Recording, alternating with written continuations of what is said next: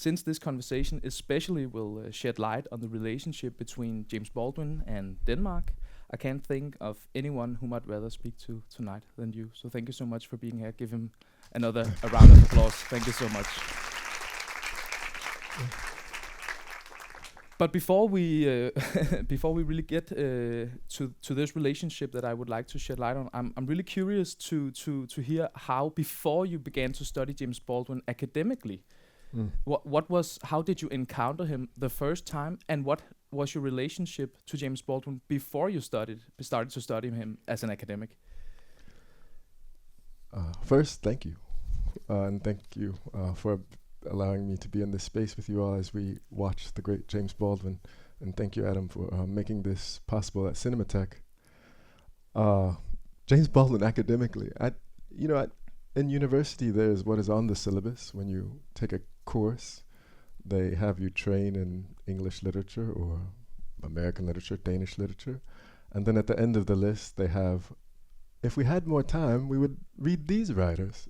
And at that point, James Baldwin was on the if we had more time list, right? So it wasn't necessarily the focus. And sort of being ambitious, I decided I would approach the writers that were on the additional. That's why you're professor today. So it was an encounter. And of course, the first book I read by Baldwin is Another Country, the novel. And it is in that novel that he references Kierkegaard. And then I was open to another writer who I've become obsessed with over the decades. So that would be my first encounter. And then continued reading from there. And just enamored and really taken with the weight of his essays, the beauty of his fiction, and as we have seen today on the screen, just how passionate he is about the defense of the human being. So those are those initial encounters with Baldwin. Yeah. And what made him especially important to you? Because he's also, he's an African American writer. What was so special about his writings when you first encountered him, if I may ask? Sure, you can always ask. Thank you. I think as with these new translations, many will see, or those who have encountered Baldwin long before I did, or have been astute readers of Baldwin, there's something that we refer to as the interior life. And if in the characterization of black people prior to Baldwin was always thinking about them as objects or externally, things, right? Across the literary archive, so often they don't even have names.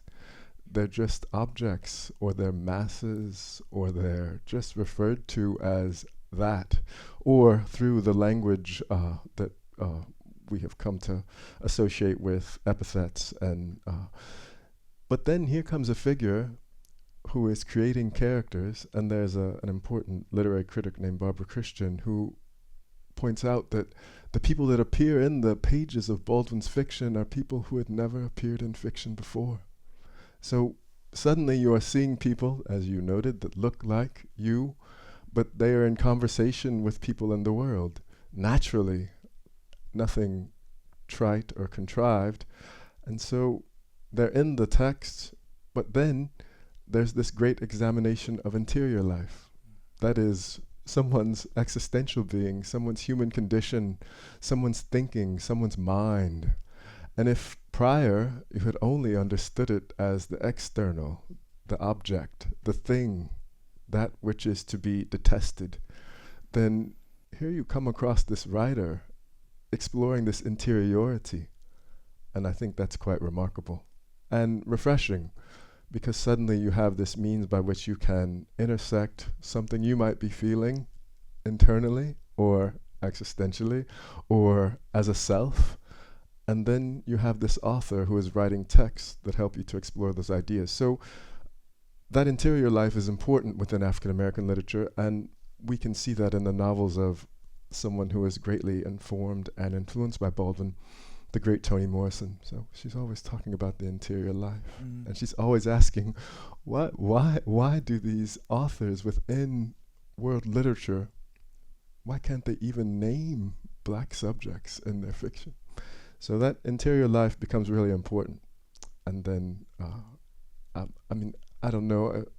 I'm sorry I'm going to say Kierkegaard so many times tonight, but of course he is masterful in exploring the interior life. And that is an intersection that I think is quite dynamic. And we will, spoiler alert, we will get to Kierkegaard later. But before we get to Kierkegaard, because I have read a lot of this spring, and also especially the summer, I have read a lot, or not as lot as you, but I have read some Baldwin. I have spent a lot of time with the writings of Baldwin, but I've also spent a lot of time answering your beautiful emails. And Nigel Hatton writes the most amazing emails, and you know I only speak, as you can hear, and write Danglish. So every time I got an email from Nigel, I thought, okay. Oh, I've got to hit it. I've got to try. And then I went to DeepL translate. And but seriously, I've really enjoyed our correspondence. And what I'm trying to get is in this email correspondence, you sent me an image of James Baldwin in Copenhagen. And let's see if this works. It does. And I'm just really curious about like if we can talk from this image, if you know why he was in Denmark in June 1964. And also, was this the only time he visited Denmark? It's from the archives in the Danish press, and as Baldwin, as a successful writer in the United States, and as his popularity grew, certainly there was the cause for translations of his work. And then he would go on tours, and as you know, he was based in Paris.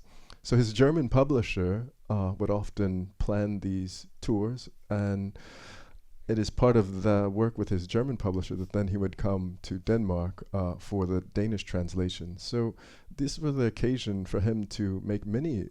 He had several visits. One of his biographers discusses his visits to Elsinore or Helsinge and to the castle, and an image of Baldwin looking at the swans and reflecting on the swans in the lake. And so there are many anecdotes of Baldwin coming to Denmark and to Copenhagen.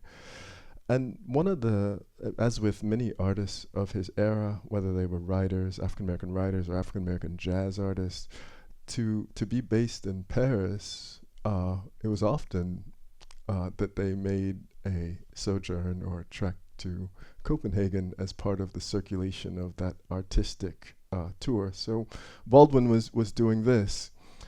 And the archive, I mean, I have been in the archives in the Aarhus, also here in Copenhagen. There are many images of him in the newspapers. The translations made it possible that his work could allow engagement with the Danish public. Anytime he was doing something publicly, the Danish press was covering it. So there was great coverage of Baldwin in the Danish press. And here, the image that you have provided is one of those. One of those from the Danish newspaper in Jutland. I think, yeah. So that is part of the image there. Much work has been done on James Baldwin in Paris.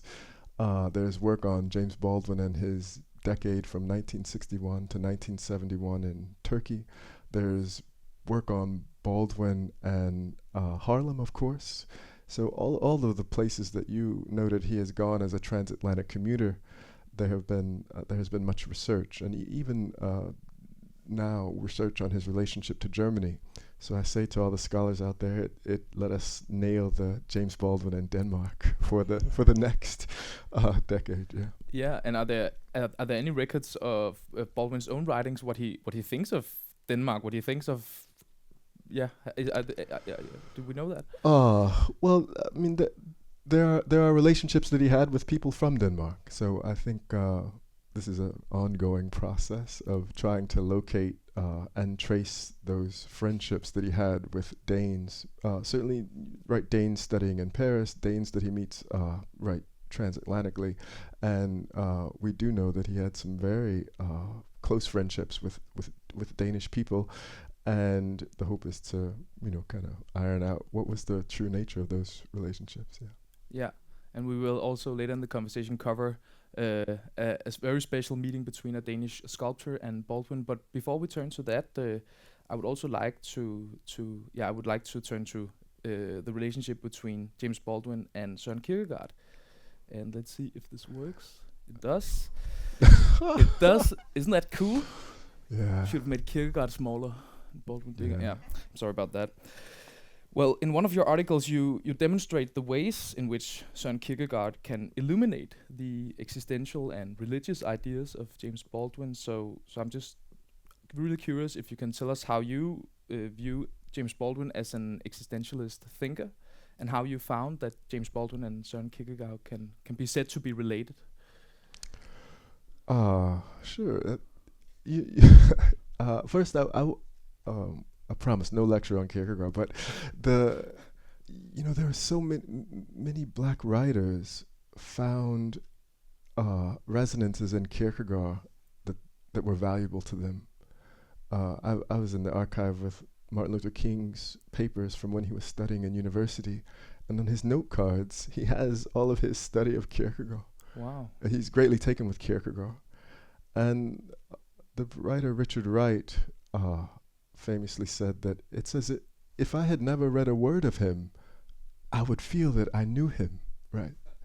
And Ralph Ellison, the Library of Congress in Washington, D.C., I think this is the library with the second largest number of holdings, and they have Ralph Ellison's entire library from when he was alive.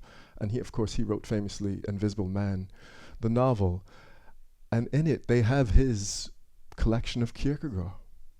So there are all of these African-American writers who found something in Kierkegaard. And I say, if it happens once, okay, interesting. Twice, a third time, then you must investigate. And even the new National Museum of African American History and Culture in Washington, D.C., the great museum and archive of African American history, they have all of these great quotes on the walls of African American thinkers, and they have one quote by a European thinker, and it is Søren Kierkegaard. So when you go to the museum in DC, it will just strike you as you're like, wow, okay, what's that doing there? And this is sweet music to my patriotic feelings. So I sort of contextualize it in that way to say it's just not Baldwin, but there was something about Kierkegaard that African American writers trying to convey or address the condition of African American people within a certain milieu or the United States turned to this thinker. And part of it I have alluded to earlier in thinking about that radical investment in thinking about interior life. I know in the film you saw that Baldwin famously said that he left 1948. He left the United States because he felt he was going to kill or be killed, right? He thought he would be murdered, that it was a situation that he found himself in where he would really need to leave or else be left to that fate. And he even in the film named the date, so it's something that he remembers. It's ablaze on his mind. So he said on November 11th, 1948, and of course November 11th is when Kierkegaard died. So November 11th is important for it's one of those dates that I think about a lot. But in addition to that notion of the interior life, I would say that Kierkegaard has a very fascinating notion of the way in which one relates to society, and through self-irony or other means finds the ability to break away from society so that one can think about the self, one can examine the self, and then comes to some rendering of how to return back to life or to return back to the mainstream. But that radical break, I think, is much a part of the oeuvre of Baldwin, that in all of his work there's this radical break, as we heard him speaking on the screen. So I thought that was also a great part of the connection between these two thinkers. Again, that resonance that comes from Baldwin's drawing from the African American intellectual and radical tradition, as I say, with King, Ellison, Wright, and others, and what they found in Kierkegaard, that allegiance to and radical defense of interior life, and then providing the means for an individual who finds themselves in that kill or be killed situation in the society in which they live to break away. And in breaking away, Baldwin's breakaway is Paris, Istanbul, right? Then to come back, right? That critical distance that it offers one to come back to the society. And as he noted with the Jamesian phrase he uses, always to choose and say yes to life, even if that radical break comes through all of this difficulty. So the Kierkegaard resonances, he also, as I noted, references Kierkegaard directly in another country, the novel, at a time when everyone is reading Kierkegaard because of what was going on in the United States. And so the direct reference, but also the many ways in which those themes come indirectly, in those intersections within the work. So we can say that Kierkegaard is part of the Black radical tradition. Wow. Wow. That's cool. Another question that I would really like to ask you, because it's such a fascinating part of your work, it's a fascinating part of this article, is that you inspired by the scholars Howard V. Hung and Edna H. Hung, utilized the concept of poetic experimentator to bridge the work of Søren Kierkegaard with James Baldwin. This is at least how I understand. I'm not a philosopher. I might put it wrongly, but I was just thinking, can you please elaborate on this concept and why you view James Baldwin as a poetic experimentator? What does that mean? Especially connected to Baldwin's fiction, right? Baldwin is always referring to himself as a poet. He is writing novels, he is writing essays, he's writing plays, he's also experimenting with film. He writes in many genres, but at the center he always understands himself as a poet.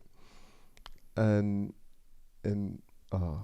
he often notes that when I say poet, it doesn't necessarily mean poet in the traditional sense, but he's understanding poet as Nina Simone, Miles Davis, Charlie Parker.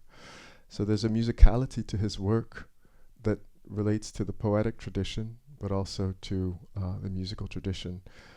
So in that sense, it is the poetic that becomes the means by which he experiments within his work. Baldwin challenges the literary tradition, or how we understand traditional approaches to the literary, how we read the literary, coming out of Aristotle's, right, and the poetics, that you always should think about the plot of a story, but Baldwin has chosen to privilege character, that in his novels you have this intense focus on the development of the character, and the interiority or the inside of that character. And here is one of the technical innovations in terms of experimentation. We also know that Baldwin was greatly influenced by the church. He was a storefront, the Pentecostal church. A storefront child preacher, leaves the church at 14. I was like, how do you leave? When did you go? But so there's that influence, and then there's the great reading of Henry James. He's a great fan of Henry James, and the syntax of Baldwin. If you have read Henry James, you can see great parallels between the syntax, how he loads a sentence. So all of this, a poetic experimentation that comes about in the work, and the Hongs, who are the translators of Kierkegaard, were using it in the sense of Kierkegaard's poeticness. Prior to coming to Denmark, I had read Kierkegaard in English, and many would say, well, then that's all you need. But as many of my Danish colleagues would say, is that you have to come read him in Danish, because you will not understand the poetic nature of his work.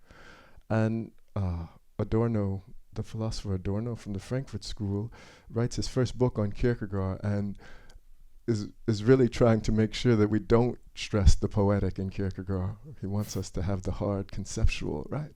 But that was the cultural Marxist, right? Yeah. So the demand of the poetic in either thinker, I think, is something to be retained, and part of why the term I wanted to use for an article in writing about Kierkegaard and Baldwin. Well, thank you. Such a beautiful way to put it. Well, I would like to turn our attention to another article that I've had the pleasure of reading by you this week. It's great to have those two next. Yeah, it's cool. But we can't leave because we must move on, because a third way that James Baldwin is connected to Denmark, you have taught me, and now I will change the image, is we can understand by looking at these images, because here we see a photograph of the Danish sculptor that is on the left side, and painter Jan Kai Nielsen. And on the right side, we see a photo of Jan Kai Nielsen's bust from the early 1950s, portraying James Baldwin. So I was just thinking, because it's such a fascinating relation these two have. If you could tell us how Jan Kai Nielsen and James Baldwin met, and maybe it's inspired each other. Right. Right. Jan Kai Nielsen, the son of the great Kai Nielsen, right? Who I think has an exhibit at the Glyptotek right now of his sculptures. But this is Jan Kai Nielsen, whose art is it's sculpture, but also metal sculpture, and you can see his art also famously in the Odense City Hall. And this sculpture, we know that at least two of these exist, and I would be interested to know how people feel that after having watched so many images of Baldwin, right? We have seen him, I mean, the screen has Baldwin, right? So we have seen his image, we have seen his bulging eyes, which he often writes about. So we have seen his face, we have seen his face up close and personal. And for many African Americans, when Baldwin became famous, when they saw his image on the back of book covers, it was a big event, a black writer.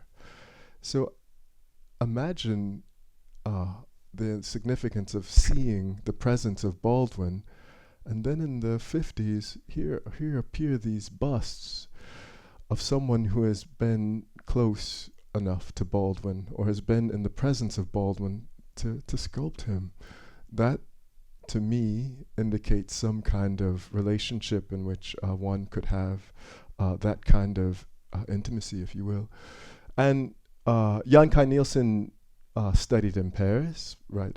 He was an art student, so he went to Paris to study as an art student. And the records show that he's in Paris around the same time as Baldwin. And you can locate the school where he studied, and Baldwin writes about this place as a place that he would often frequent. I mean, I remember Baldwin arrives in 48 with $40, and he told us, he did not tell us how he survived, but he had.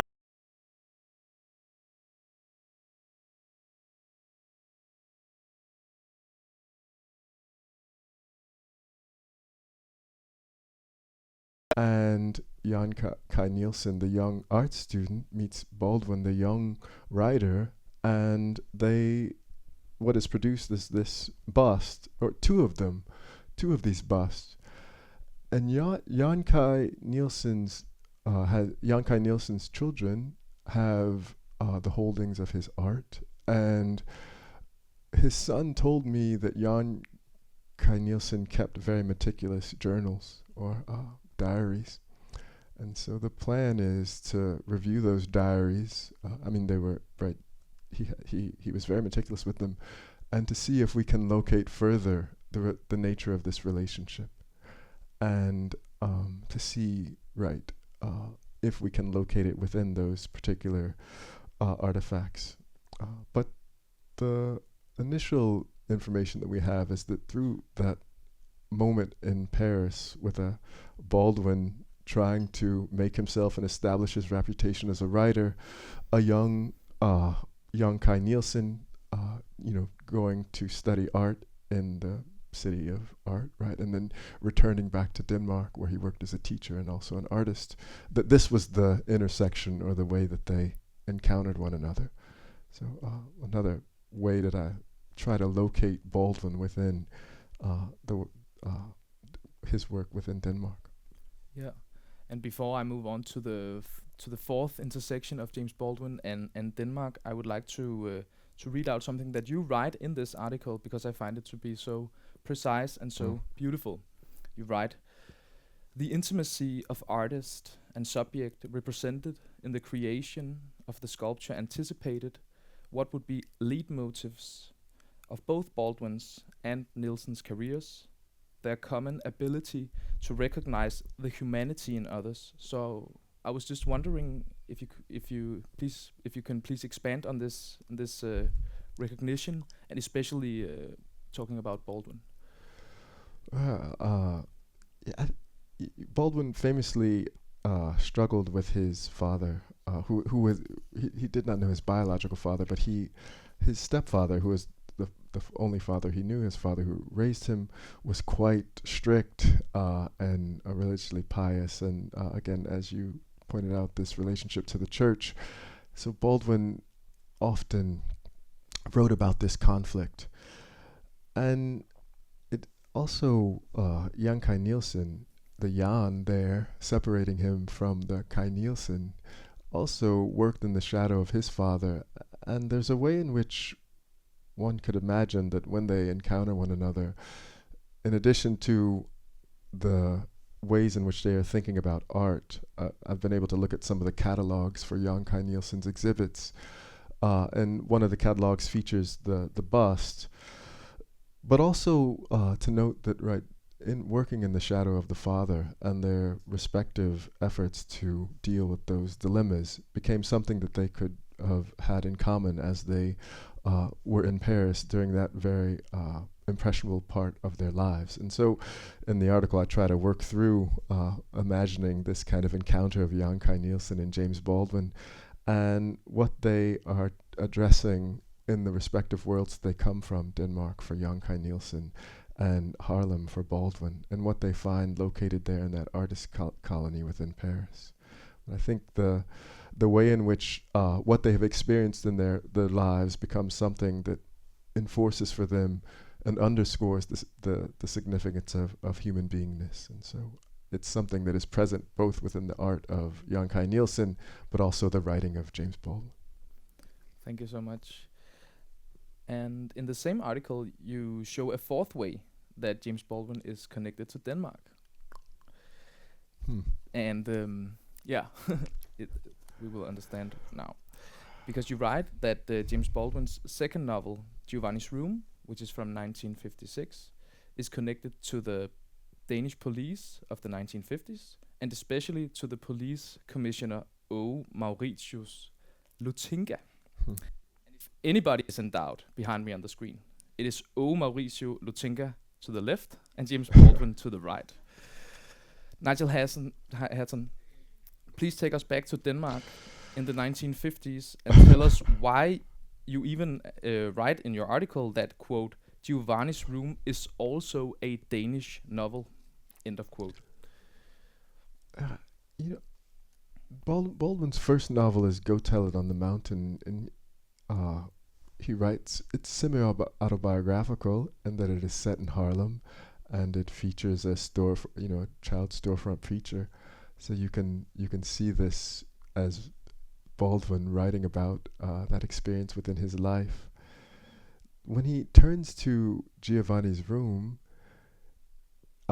which many feel is a rewriting or a take on The Ambassadors, the novel by Henry James, in which this character is this famous scene in Paris where the character is saying, "You must say yes to life." But he writes an Ambassadors of his own, and he writes it with what we understand to be all white characters. So imagine in the 50s, you as a black writer going to your publisher in the United States and saying, I've got this novel. This novel is, all the characters are white. Oh, and it also has homosexual themes in it. So, of course, it's really radical. Right, the American publisher did not agree to publish it. And what Baldwin did is that he insisted upon his novel, and he went to a different publisher in London, Dial, and they published it, and then it gets published in the U.S. later. So he again that radical break, right? Society has told you cannot do this. rather than conform and listen, you break away and you find the means to stay true to that which you want to accomplish. And he writes Giovanni's Room, which has this protagonist, David, who is from the Midwest, and the Midwest by way of Minnesota. So you can all think about the roots of who settled in Minnesota, who came from Europe, and a great Scandinavian presence. And part of the location is through this thinking about the protagonist, David. And the novel, David is in Paris. He is there with his girlfriend or fiancée Hella, but in the midst of being there with his fiancée Hella, he meets a man named Giovanni from the Italian countryside, and they have a relationship. And David is really trying to hold on to his American male heterosexuality, and after that initial experience with Giovanni, he casts Giovanni aside. And in the novel, Giovanni is critiquing David and David's fear of trying to be true to himself, right? To express his love for Giovanni. And something happens to Giovanni. Baldwin says the novel is about when one fails to love. So that novel, written during that time, is also a time when in the cities within the United States and Europe, those who were homosexual were being tracked by the police or being brought up on charges and jailed and persecuted for their identities. And so the novel is published at a time in which it can be thought and read alongside that kind of persecution of human beings who have chosen particular lifestyles. And so we can call it a Cold War novel. We can call it a novel that is a critique of that very predicament, a novel that challenges the authority of the state, police action, police surveillance. The novel works on these many valences. It can be read as a love story, it can be read as a story about the failure to love, but it also can be read as one that is trying to affirm the rights and the condition of those who are finding themselves being tracked down by state authority. So I wanted to think about the novel in the many ways that Baldwin, writing in this particular moment, could use an artistic work to engage in so many critiques. And the historians within Denmark, of course, have given us great information about that persecution going on at that time. And it's in this moment that Baldwin's novel appears. The scenes that are set in Paris, he has American tourists, he has Danish tourists. So the novel has Danish characters both on the periphery, but then too, as I noted, if you can trace David within the novel, it's clear that he is thinking of a Northern European, right, Protestant figure as the protagonist. Yeah. And how is it that the politikommissær gets into the picture? He has to write he gets how is it he gets to write the afterword of the novel? So that translation of the novel, it is the commissaire who's writing and giving the introduction, or he's introducing the novel to the Danish public and writing about its importance, which is quite fascinating, right? To have a police commissioner writing the introduction to a novel. And what is he writing? Well, or some of the important things he writes. Well, I don't know if they're important, but he is writing central things. Okay. But this is happening at a time where this isn't unusual, because what we have found out is that even James Baldwin's FBI file is quite thick. Some of the best readers of African American literature, or at that time, the FBI, because in it they could find information about African American life, right? So I would say that I have a PhD in literature, but I would say the FBI also had a PhD in literature, because there was this way in which they understood what they can take from the literary. So the commissaire's preface or afterword is a very surface reading of the novel, not one that is that is understanding the significance of the novel itself. But because of its theme, because it had a homosexual theme, and because of what he is doing in Danish society at the time, it was understood that he was the authority on a novel that contained this presence, right? So yeah, I just want to note also that that this police commissioner in 1948 wrote a book entitled The Sexual Deviant and Society, in Danish, De seksuelt afsporet af samfundet. So that probably gives you an idea also what he thought of this, because you also, as you point out, that he places this novel in as he situates it as a kind of crime story. Right. How is that? Like, well, that's what he not a love story, a crime story, right? Right. That's exactly how he understood it, right? And so this is the part of the great irony, or the challenge of him being the one who was given the responsibility for that task. Of course, now I think the new translation we have one. There was another one, but then the most recent is perhaps 5 years old, right? So yeah. I think it's Per Juhl's from 2019. Yeah. I haven't read it in Danish, but I don't know if there's another police commissioner who's written the afterword, but I think not. I hope not. Otherwise, don't buy it in the shop.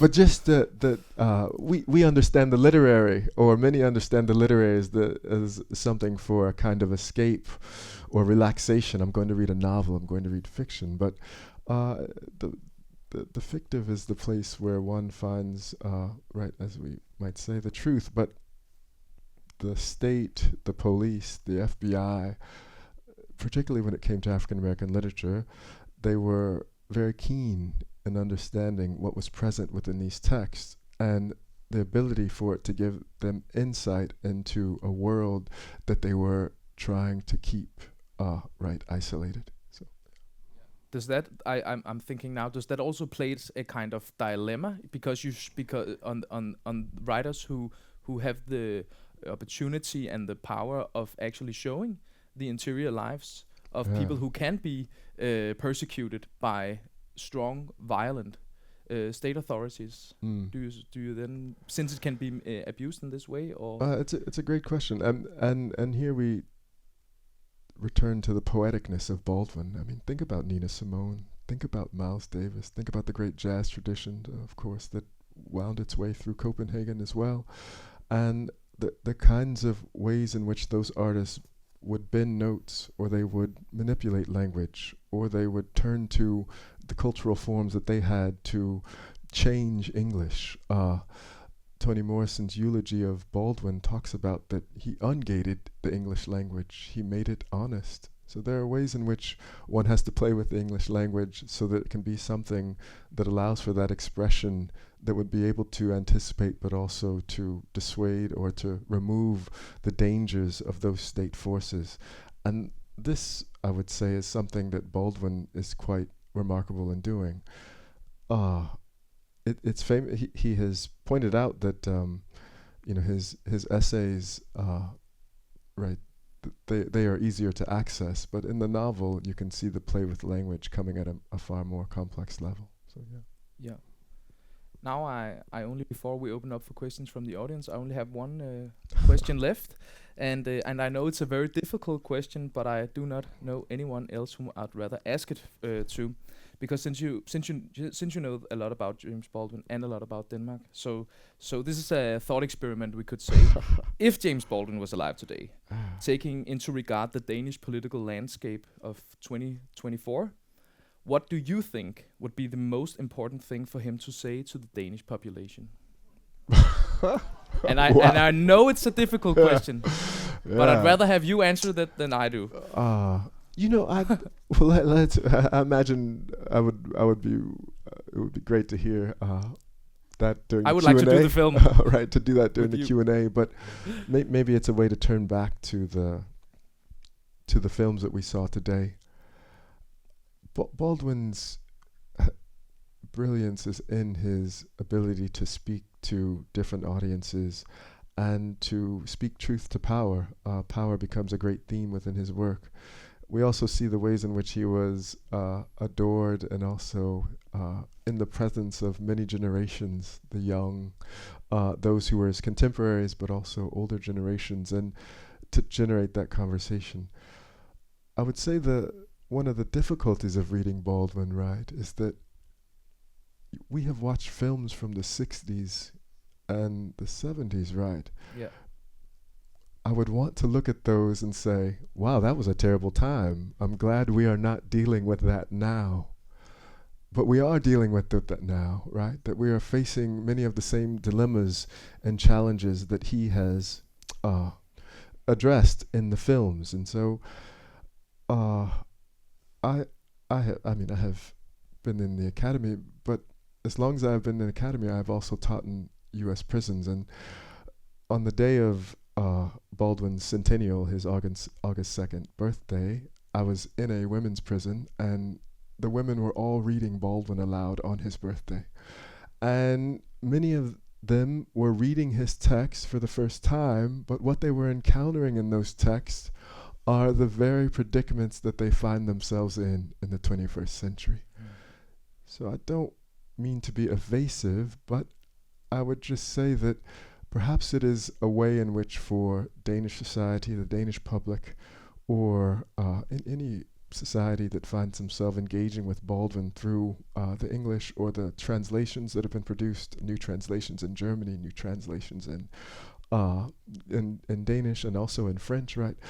That let us think about the very profound and prophetic statements by Baldwin, but also let us address the irony or the contradiction or the paradox that what he is saying in 1960, what he's saying in 1965 is still true, and very much the reality of human beings who are being marginalized or put to the periphery in 2024.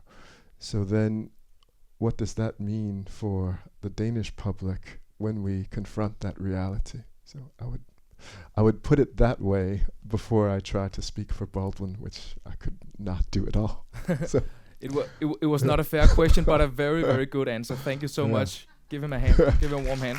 Thanks for being here and sharing your evening with us. I really enjoyed everything you said. I thought maybe I would maybe answer the question, because you asked us to absolutely. And I'm gonna say this as someone who actually hasn't read any of James Baldwin's texts, but I do want to say in the second movie where he's in Paris, he actually sort of answered that questions, because he said he was spending a lot of time with the Algerians, and he was explaining how the French were viewing them. And I can say 50, 60 years later, the view on brown people, Algerians and Arabs have not really changed. If anything, it has become worse. And I would say all over Europe, racism has been on the rise for the last few decades. And the white liberals has very much moved to this, more right, I would say. So maybe, to answer the question, I think James Baldwin will have already answered it in a way. Like, I think he would not be very happy with Denmark. I think that was it. Thank you. I think that's. Thank you. I think you're. I mean, it's that's important, and I really appreciate you sharing your perspective. And right, we indeed could it have been possible that if the police commissioner wrote the foreword or introduction for the previous introductions to Baldwin translations, then certainly there should have been a thinker who wrote this introduction pointing out what you have said about what is happening in Europe now. And I think it's an important point to make, and one that I have heard expressed. I mean, that's Baldwin's first arrival to Paris, right? That he is saying that the Algerians saved him, right? So the kind of romantic notion that he gets to Paris and its immediate freedom, right? It's complicated indeed, and he understands very clearly that even if there is a kind of reception for him that is welcoming as an African American, that there's something problematic about it because it is not extended to people of color who are in France already. So I think an excellent point to make, and thank you. I just wanted to add a bit more to what he was saying. My name is Jennifer. I work as a diversity consultant here in Denmark, and one of the things that I know is the lack of insight in terms of being white Danish, not myself, but when I do talks or go and meet people and try to talk about how it is to be in a brown body in Denmark. Last year, research showed that Denmark is the 4th most racist country towards people from the African diaspora, but we're not talking about it. I think it's breaking our welfare system if we have to say that we don't talk about how we reach equality here. We're all paying taxes, but we don't gain the same outcome. And when you're talking about James Baldwin and Søren Kierkegaard, I am from another chair because I don't want to read any more white voices. I am looking for black voices to mirror myself in, but the things I have to look into are either American or English that in no way at all reflect how it is to be in a country as Denmark that many other countries look at for inspiration. Yeah, so I don't know if this is a comment or a question, because I like that you have so much calmness and I like that you seem so optimistic, but I am sitting from a perspective of fatigue. Yeah. I'm tired. I'm 34. I'm supposed to have a soft girl era, but my job is to tell people that they have privilege and that it is an uncomfortable conversation, but we need to have it. And the minority taxing is so big here that nobody even knows. When BLM came to Denmark, people asked, have you experienced racism? Yeah. So, I don't know if I should leave you with this. No, I hope you offer me more, yeah. Yeah. Thank you for sharing. So let me say that my calmness is maybe jet lag, but right, or it is an attempt to I mean, calmness is something that I have to use as a way to survive as well. So, but let me on the notion of Kierkegaard, I want to say that I agree with you, and one of the most remarkable things in Kierkegaard is because during his time, his contemporaries, Grundtvig and others, are writing about Danish slavery, or in the West Indies, and they are writing about what the Danish people should do. And one question that lingers is, why didn't Kierkegaard? And in Kierkegaard says to take pity in the suffering of another is a comfort, right? So there's something about Kierkegaard where he knows his limitations, and that for the reasons you won't read him, there are things that I will not read him for. So the point that you are making is a significant one. I wish many thinkers would know their limitations, right? And then in knowing those limitations, open space and create space for that larger and diverse body of thinkers and writers that you are referencing. So I think I wanted to certainly acknowledge and understand that. The other is on my calmness. I mean, I teach in a university, but I also teach in prisons, and it is there's something about when you watch a guard put a black woman in a cage the size of a refrigerator because he is going on break and he wants her to stay there while he goes and has a snack. Yeah. So I would say my calmness is a kind of quiet rage, in that in order to gain access to these institutions that I wish and would like to dismantle, right? Baldwin talking about the prison. It requires a certain way of being within this body so that you can do the work of dismantling or abolishing. So I would say that I agree with your perspective entirely.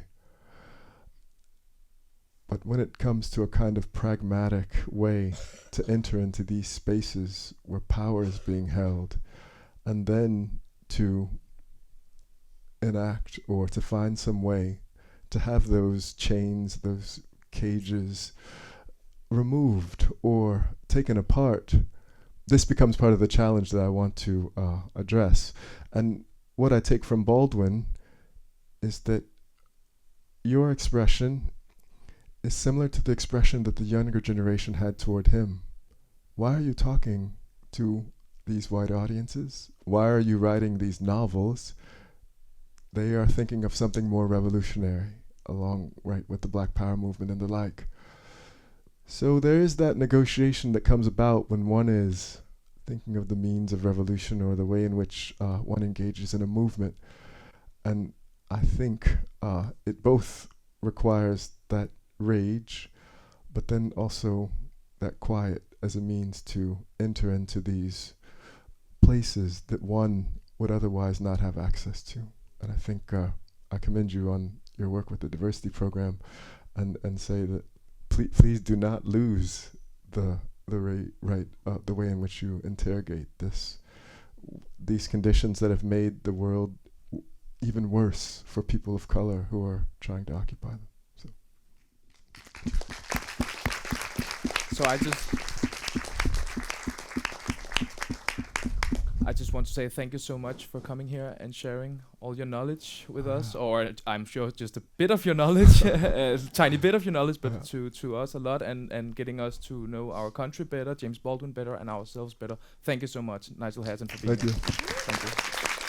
Thank you. Thank you.